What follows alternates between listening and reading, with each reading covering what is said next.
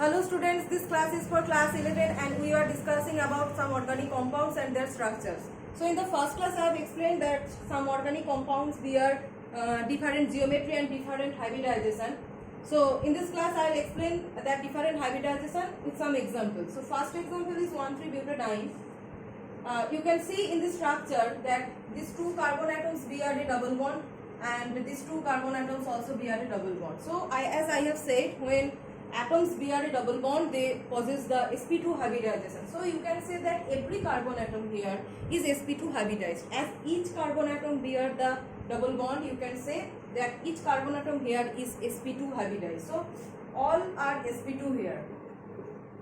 All are sp2 here. So as I have explained that they be sp2 hybridization bear a angle 120 degree. So if I expand the structure, it will look like this.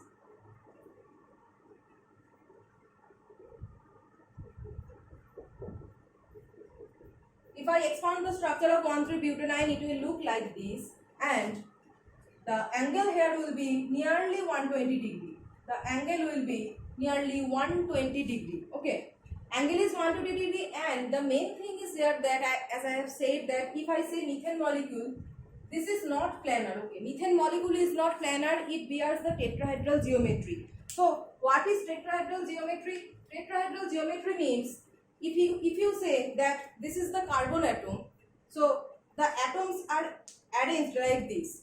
Two hydrogen atoms. This is carbon atom. Two hydrogen atoms are there. One is towards you and other is backside.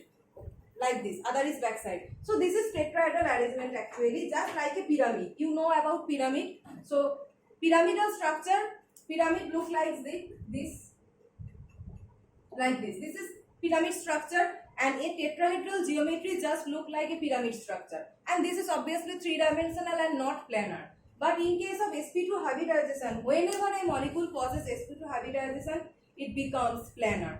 This is the characteristics of sp2 hybridization, that the molecule must be planar. So the molecule lies like this. If I say this block, this one is planar. So if I say the structure of this portion, then I will say that it lies like this. This is planar, and also it is applicable for this block. So whole molecule is actually planar. The same thing is applicable for benzene molecule. See this benzene molecule.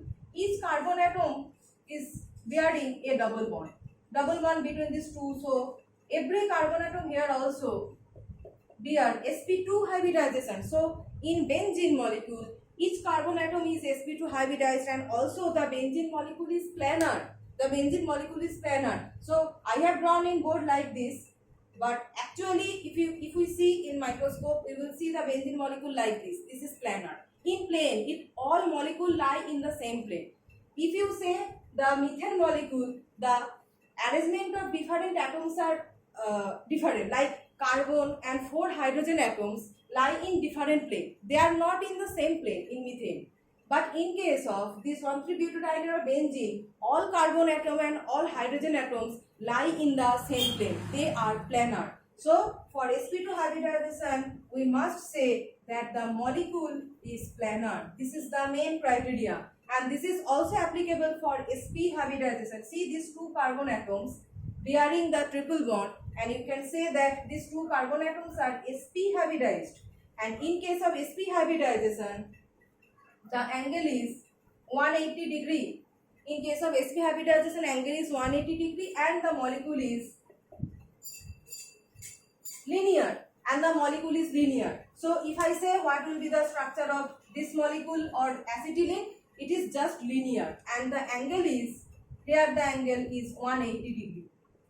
You know that 180 degree angle can only be possessed by a linear molecule. So this is just like one straight line linear, and the angle is 180 degree. So see, when we know what is the molecular formula or the structure of a organic molecule, just by seeing the single bond, double bond and triple bond, we can say what will be the hybridization, and when we know the hybridization, we can also predict what will be the bond angle and what will be the structure. If it is sp3, then it is not planar. The arrangement of all the atoms are in different plane and it represents as tetrahedral. If the molecule is sp2 hybridized, the atoms are sp2 hybridized, all atoms, then the whole molecule will be planar like this molecule and benzene molecule. And if the molecule contains sp hybridized carbon atom, then it must possess the angle 180 degree and it have to be linear. Okay, it has to be linear, so 2-butane is linear molecule here. So next is, you know, when hybridized molecules are formed,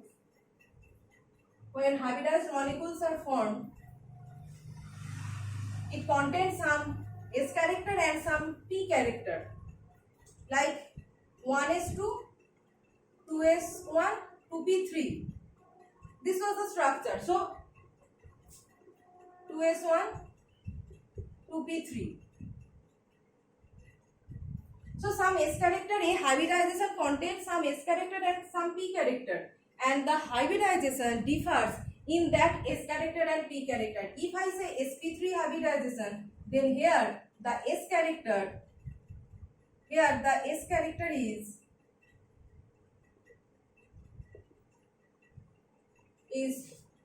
25%.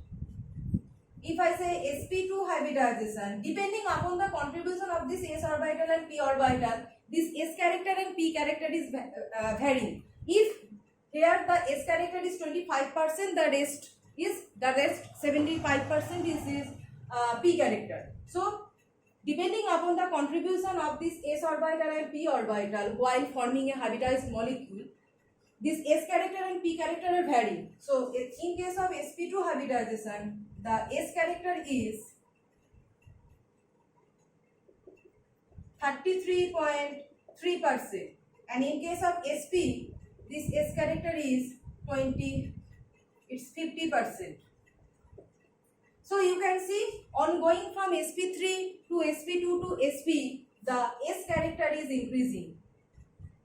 S character is increasing.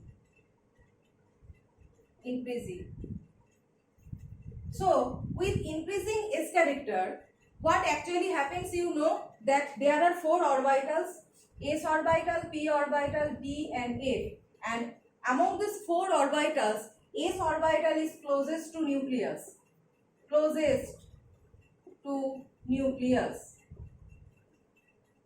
So when this S orbital is closest to nucleus, that means attraction of nucleus over that S orbital is most.